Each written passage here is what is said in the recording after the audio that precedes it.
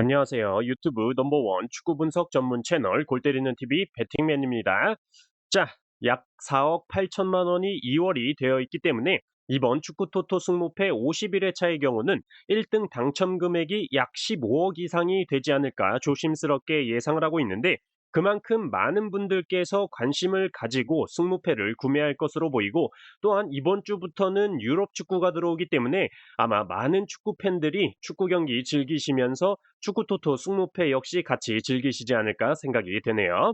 자, 그렇기 때문에 축구 토토 승무패 전문 채널 하면 역시 유튜브 축구 토토 관련 최다 구독 채널인 골 때리는 TV가 구독자분들께 도움을 드릴 수 있는 픽 열심히 준비를 해 왔으니까 많은 시청 부탁드리고, 아무래도 이번 주 유럽 축구가 들어오면서 새로 구독하시는 분들이 많이 늘어나실 것 같은데, 항상 말씀을 드리지만 금요일 최종 픽 영상에서 빨간색으로 체크되어 있는 경기들은 멤버십 분들 전용 영상에서만 공유를 드리고 있기 때문에 한 달에 4,990원, 담배 한 갑 가격도 안 되는 저렴한 금액으로 골 때리는 TV 멤버십 가입하셔서 멤버십 전용 최종픽 영상에는 중간에 광고도 안 나오니까 편하게 쭉 시청하시는 걸 추천드립니다.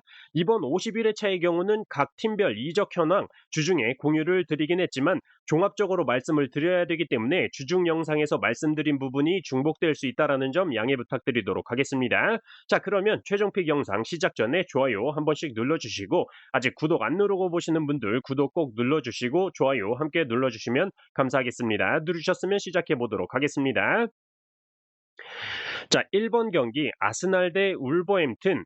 자, 아스날은 사실상 지난 시즌과 비교해 볼 때 주축 자원들의 이탈이 거의 없다라고 보이고, 신규 영입은 볼로냐에서 활약했던 이탈리아 국가대표 수비수 칼라피오리 선수를 영입을 해왔습니다. 왼발잡이로 키 188cm에 86kg, 굉장히 좋은 신체 조건을 가지고 있고 레프트백과 센터백을 볼 수 있는 자원인데, 아마 진첸코 선수와 같은 포지션인 포백에서 수비라인 좌측 수비를 맡게 될 것으로 보여집니다. 그리고 레알 소시에다드의 미켈 메리노 영입설이 있었는데, 이적이 확정이 된다고 해도 일단 이 경기에는 출전을 하지 못할 것으로 보이기 때문에 딱히 추가 언급은 드리지 않도록 하겠습니다. 자, 원정팀 울버햄튼의 경우는 페드로 네토 선수가 첼시로 이적을 하면서 경기력적으로 가장 큰 손실이지 않을까 생각이 들고, 왜냐면 지난 시즌 울버햄튼 경기를 말씀드릴 때마다 항상 언급을 드렸었던 게 페드로 네토 선수가 나와줘야 울버햄튼의 공격에 혈이 뚫린다라고 말씀을 드렸었는데, 어떤 선수가 페드로 네토 선수의 역할을 제대로 대체를 해줄 수 있을지 의문이고, 주전 수비 자원이었던 막스 킬먼 선수도 웨스트햄으로 이적을 했기 때문에 이번 시즌 울버햄튼 좀 걱정이 된다라고 말씀을 드리고 싶습니다. 영입 자원으로는 셀타비고에서 스트라이커 예르겐 스트란 라르센 선수를 한 시즌 임대 영입을 했는데, 193cm의 큰 키를 가지고 있고 지난 시즌 39경기에서 13골 3도움을 기록한 선수라서 울버햄튼에서 어떤 활약을 보여줄지 지켜봐야 될 것 같습니다. 종합해 볼 때 아스날은 기본적으로 주축 자원의 이탈이 없기 때문에 팀워크적인 부분에서 굉장히 우세한 모습을 보여줄 수 있을 것 같고, 실제로 직전 리옹과의 컵 경기에서 데클란 라이스의 코너킥을 활용한 헤딩 득점만 2득점이 나왔기 때문에 지난 시즌 프리미어리그 세트피스 득점 1위다운 모습을 이번 시즌에도 보여줄 것으로 기대가 됩니다. 다만 공격수 하베르츠 선수의 득점력에는 조금은 계속 물음표가 붙는다는 게 문제로 보여지죠. 원정팀 울버햄튼의 경우는 친선 경기들을 살펴봤을 때 역시나 지난 시즌과 마찬가지로 만들어가는 과정들은 좋지만, 특히 고메스 선수를 활용한 측면 돌파를 많이 활용을 하는데 역시나 마무리가 문제다라고 말씀을 드리고 싶습니다. 결과적으로 저는 이 경기 아스날의 단통 승리로 선택을 해보도록 하겠습니다. 자, 2번 경기 에버턴 대 브라이턴.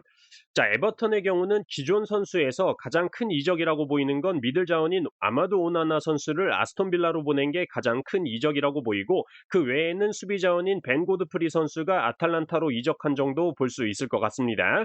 영입은 딱히 우리가 알만한 유명한 선수의 영입은 없다라고 보이고, 프랑스 리그1의 마르세유에서 공격수 은디아의 선수를 영입을 했는데 지난 시즌 19경기 선발 출전에서 3골 3도움을 기록한 선수인데, 기본적으로 리그1에서 잘한다고 해서 프리미어리그에서 성공을 할 수 있을지 미지수고, 나폴리에서 공격수 제스퍼 린드스트롬 선수를 임대 영입을 했는데 이 선수는 선발 출전도 적었고 득점도 없었던 선수라서 선발 자원으로 영입한 건 아닌 것 같아요.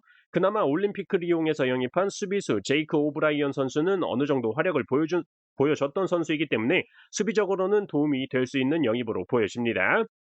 자, 원정팀 브라이턴은 일단 감독이 바뀌었죠. 데제르비 감독이 떠났고 31살의 프리미어리그 역대 최연소 감독 파비안 휘르첼러 감독이 바로 그 주인공입니다.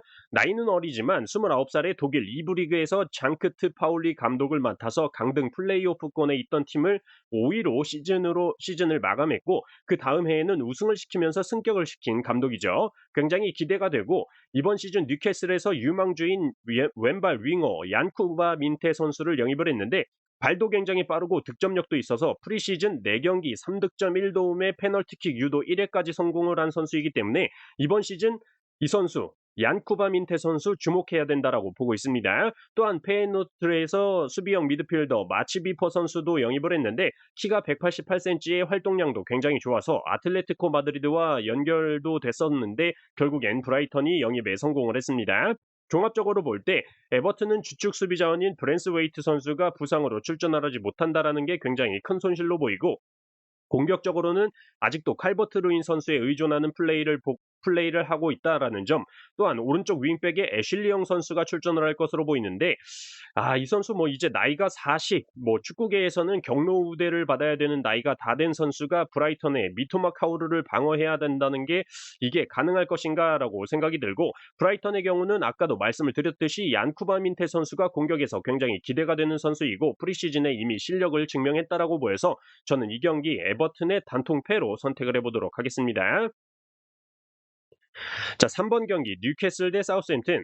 자, 뉴캐슬은 일단 지난 시즌 임대를 해와서 준수한 활약을 보여줬던 루이스 홀 선수를 완전 영입을 마쳤죠. 그리고 셰필드에서 공격수 오실라 선수를 영입을 했는데 아무래도 알렉산더 이삭 선수가 버티고 있는 뉴캐슬이기 때문에 교체 자원으로 활용할 것으로 보입니다. 그리고 미들 자원인 엘리엇 앤더슨 선수를 노팅엄으로 이적을 시켰는데 지난 시즌 10경기 선발로 뛰었던 선수이기 때문에 딱히 큰 타격은 없어 보이고 이미 조엘린턴, 기마랑이스, 숀 롱스테프 선수가 미들라인에 자리를 잡고 있기 때문에 큰 걱정은 되지가 않네요. 원정팀 사우스햄튼의 경우는 이번 시즌 승격팀으로 가장 크다라고 보이는 건 비아레알에서 벤 브레레톤 디아즈 선수를 영입을 해왔는데 아무래도 채 아담스 선수의 빈자리를 메꿀 공격 자원으로 보이고 사실상 라리가에서는 딱히 보여준 게 없었던 선수였기 때문에 큰 기대는 안 했는데 라치오와의 프리시즌 경기에서 득점을 성공하긴 했더라고요. 다만 바로 다음 경기인 헤타페와의 경기에서는 득점에 성공을 하지 못했고 기본적으로 사우스햄튼의 수비적인 부분이 압박에 쉽게 공을 내준다든지 불안한 부분이 많아 보였기 때문에 이번 시즌 아마 다시 강등이 되지 않을까 조심스럽게 예상을 하고 있습니다. 종합적으로 볼 때 이 경기는 양 팀에 그렇게 큰 이적이나 영입이 없었기 때문에 기존에 보여줬던 경기력이 그대로 나온다면 뉴캐슬이 홈에서 무난하게 승리할 수 있는 경기가 되지 않을까 생각을 하고 있습니다. 뉴캐슬의 단통승으로 선택을 했어요. 자, 4번 경기 노팅엄 대 본머스. 자, 노팅엄의 경우는 미드필더 망갈라 선수와 수비 자원인 니아카테 선수가 올림픽 리옹으로 이적을 했고 영입 자원 중에 눈여겨볼 자원은 뉴캐슬에서 엘리엇 앤더슨 선수를 영입했다라는 점과 피오렌티나에서 수비의 핵심을 맡고 있는 190cm의 좋은 피지컬을 가지고 제공권 및 화끈한 몸싸움을 보여주는 니콜라 밀렌코비치 선수를 영입을 마쳤다라는 점이죠. 주전 자원으로 활용할 수 있는 영입은 이 두 선수 정도로 보이고 본머스의 경우는 지난 시즌 리즈에서 임대를 해서 준수한 활약을 보여줬던 시니스텔라 선수를 완전 영입을 했고 역시나 지난 시즌 헤타페에서 임대를 했던 공격수 NS 위날 선수도 완전 영입을 마쳤는데 이 선수는 부상으로 출전이 불가합니다. 그리고 유벤투스에서 키 195cm의 센터백 유망주인 딘도니 하이선 선수를 영입을 했는데 바로 선발 자원으로 쓰기에는 무리가 있어 보이죠. 전체적으로 지난 시즌에 비해 큰 변화는 없었는데 지난 시즌 프리미어리그에서 19골을 기록한 공격수 도미닉 솔랑케 선수가 토트넘으로 이적을 확정지으면서 간판 공격수를 잃게 된 본머스라고 볼 수가 있을 것 같습니다. 종합적으로 볼 때 이 경기는 까봐야 알 수 있겠지만 양팀 모두 역습을 추구하는 팀이라는 점에서 이 경기에서 좀 더 낮은 점유율을 가져갈 것으로 보이는 노팅엄이 역습 공격에 더 유리해 보이고 본머스의 득점에는 항상 솔랑케 선수가 있었는데 이제는 없기 때문에 지난 시즌 노팅엄의 공격 포인트를 만들어냈었던 크리스 우드, 허드슨 오도이, 아워니, 엘랑가, 깁스 화이트 같은 주전 자원들이 그대로 포진되어 있는 노팅엄이 최소한 홈에서 패배하지 않을 것으로 보입니다. 저는 그래서 노팅엄의 승무 투픽으로 선택을 했어요. 자, 5번 경기 웨스트햄 대 아스톤빌라. 자, 웨스트햄은 일단 모예스 감독에서 로페테기 감독으로 바뀌면서 확실한 리빌딩을 하고 있는 것으로 보이는데, 일단 유벤투스와의 영입 경쟁에서 센터백 장클레어 토디보 선수 영입을 성공을 했죠. 제2의 바란으로 평가받고 있는 선수인데 190cm의 큰 키와 빠른 스피드를 가지고 있고 빌드업에도 굉장히 좋은 역할을 할 수 있는 선수이기 때문에 웨스트햄 수비에 큰 도움이 될 것으로 보이고, 맨유의 태클 장인 완 비사카 선수도 영입을 했죠. 그리고 울버햄튼에서 수비 자원인 막스 킬먼 선수도 영입을 했기 때문에 웨스트햄의 수비 능력이 강화될 것으로 보이고, 추가적으로 오른발 측면 윙 자원인 리즈의 서머빌 선수, 그리고 도르트문트에서 공격 자원인 펠크루그 선수 영입도 마쳤기 때문에 기존의 주전 자원들과 확실한 시너지 효과를 보여주지 않을까 기대가 되고 있습니다.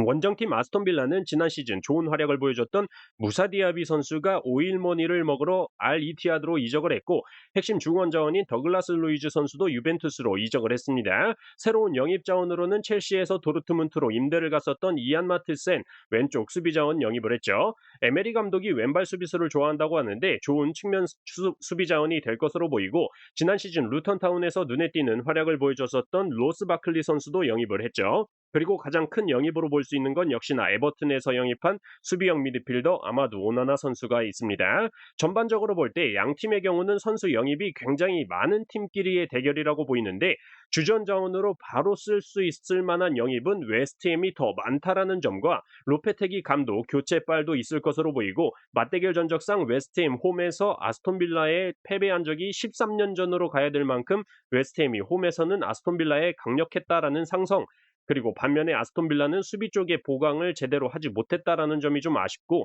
지난 시즌 에이스였던 무사 디아비 선수와 더글라스 루이즈 선수가 이적을 했다라는 점에서 저는 이 경기 웨스트햄의 단통승으로 선택을 했습니다.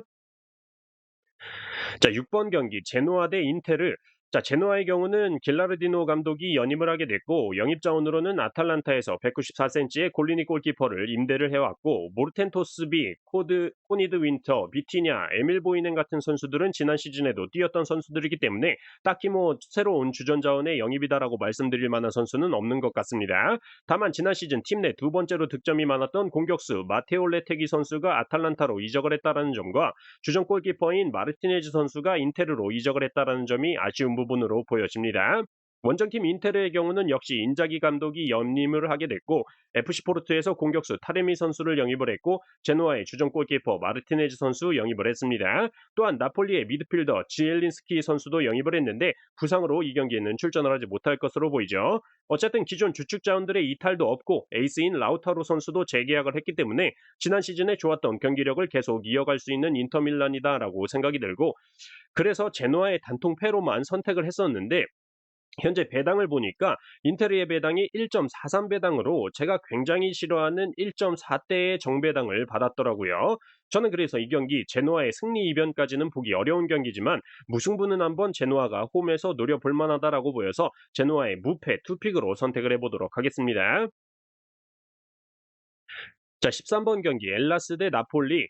자, 엘라스는 23년 9월까지 엠폴리를 맡았던 파울로 자네티 감독이 새롭게 선임이 됐습니다. 그리고 살레르니에서 준수한 경기력을 보여줬던 미들자원 카스타노스 선수를 임대를 해왔고, 벤피카에서 공격수 탱스테드 선수를 임대 영입, 그리고 네덜란드 2부 리그에서 16골에 1도움을 기록한 공격수 리브라멘토 선수 정도의 영입을 언급드리면 될 것 같고, 지난 시즌 엘라스에서 가장 많은 득점을 기록했던 노슬린 선수가 라치오로 이적을 했고, 노슬린 선수와 마찬가지로 팀 내 가장 많은 득점을 기록했던 폴로룬쇼 선수는 임대 종료로 나폴리로 돌아간 상태라서 새롭게 영입된 자원들과 새로운 감독이 어떤 경기력을 보여줄지 미지수인 엘라스입니다.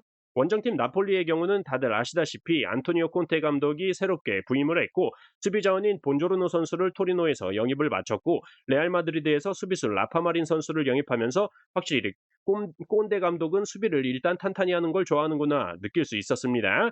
나폴리의 주축 자원의 이적으로는 지엘린스키 선수가 유벤투스로 떠났고, 수비 자원인 레오 에스티가르 선수가 스타드렌으로 이적을 한 정도 말씀을 드릴 수 있을 것 같아요.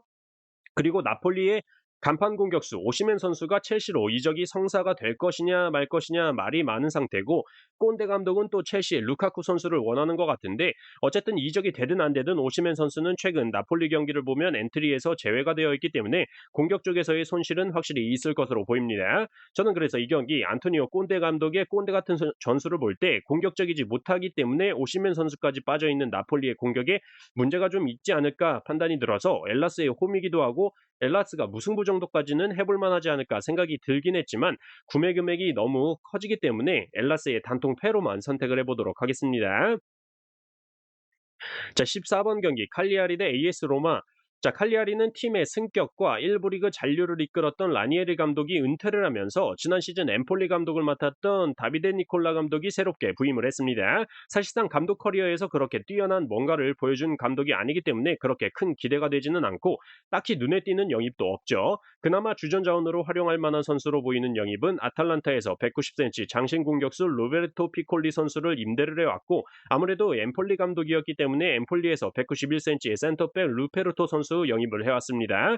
다른 선수들은 딱히 주전급으로 뛸 만한 선수는 없어 보이고, 기존 칼리아리에서 이적한 선수들로는 지난 시즌 좋은 수비 능력과 어시스트를 보여줬던 수비자원 도세나 선수가 코모로 이적을 했고, 팀 내 가장 많은 득점을 기록했었던 선수 중에 한 명인 가에타노 선수는 나폴리로 돌아갔죠. 또한 도세나 선수와 마찬가지로 팀 내에서 그나마 좋은 어시스트 능력을 보여줬던 나이탄 난데스 선수도 알카디시아로 떠났고, 미들 자원인 술레마나 선수는 아탈란타로 이적을 했기 때문에 남아있는 비올라 선수나 라파둘라, 파볼레티 같은 선수들이 좀 해줘야 될 텐데, 나이가 죄다 30대 중반이 되는 노장들이기 때문에 좀 걱정이 되는 칼리아리입니다.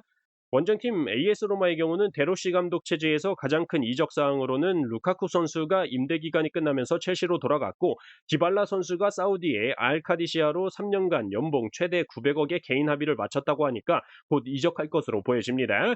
그래서 루카쿠 자리가 빈 최전방 공격수의 빈자리를 지난 시즌 라리가 득점왕에 오른 도우비크 선수 영입을 마쳤습니다. 36경기 24골 8도움을 기록한 선수이기 때문에 굉장히 큰 기대가 되고 있고, 윙 자원으로는 유벤투스에서 마티아스 소울의 선수 영입을 마쳤기 때문에 디발라를 대체할 수 있는 자원의 영입은 마쳤다라고 보여지죠. 실제로 프리시즌 경기에서 AS 로마가 승리는 적었지만 좋은 경기력을 보여줬었고, 미들 자원으로 스타드렌에서 엔조르피 선수도 영입을 했기 때문에 기존 자원들과 영입 자원들의 굉장히 좋은 시너지 효과를 낼 수 있을 것으로 보여집니다. 종합적으로 판단해 볼 때 칼리아리가 라리가 득점왕을 영입한 AS 로마를 상대로 이변을 내기란 힘들 것이다 판단이 들어서, 저는 이 경기 칼리아리의 단통패로 선택을 해보도록 하겠습니다. 자, 이렇게 축구토토 승무패 51회차 제가 선택한 최종 픽 모두 말씀을 드려봤습니다. 잘 참고하셔서 좋은 결과 있으셨으면 좋겠습니다. 이상입니다.